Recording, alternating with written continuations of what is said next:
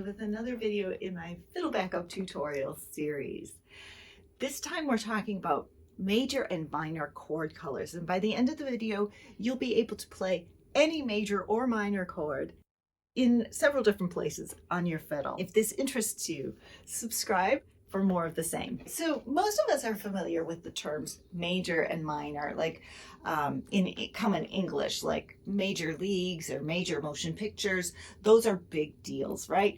And minor issues are smaller. When we're talking about musical chords, major and minor refer to the distance from the root of the chord, the note with the same letter name as the chord itself, to the middle note of the chord. This note is called the third because we can just play 1, 2, 3 and get to the third. Now, a major third is like this with spaces between each of the notes. For a minor third, we make that last space smaller. I like to include the third as much as possible because that's the note that gives the chord its color, its character. And you heard in the beginning, there's a big difference between the major and the minor. When we're playing two notes, we have to find an extra note to play with the third. We can play the fifth like I did just then. That's in D chord, the fifth. As we learned in the open strings chords video, the fifth is open A. So we can play it with the fifth. We can play it with the A that's on the G string. We can play it with the D that's on the G string, same as open D. And we have another D on the A string. And we have another F sharp on the E string, which we can also play with open A. So those are lots of places to play the D chord with the D major chord, while including the third.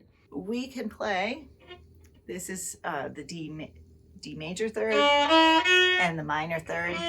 We can play all those same positions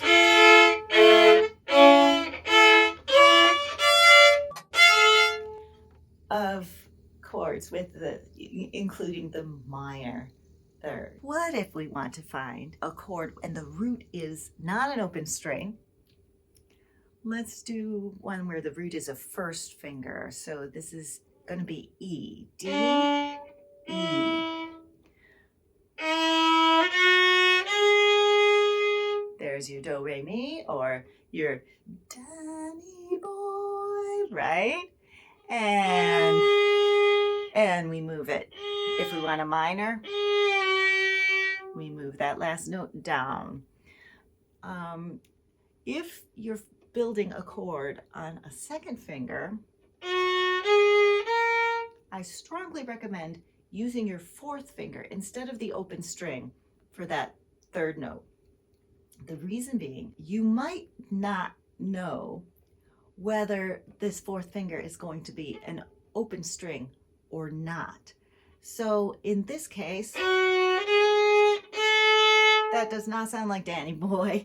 And so you would need to use your fourth finger. And the minor version of the chord is the one that uses the open string. So if you want a minor chord, you can play it like this.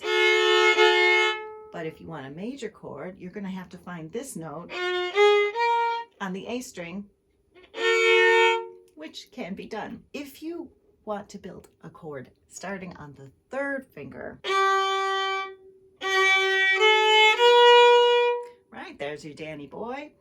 But if you want to build it on this finger, on this third finger, you know that doesn't sound like Danny boy already. So to decide whether it's going to use an open string, I recommend putting your first finger, where your third finger goes, and playing 1, 2, 3 from there. Okay, and then sliding down.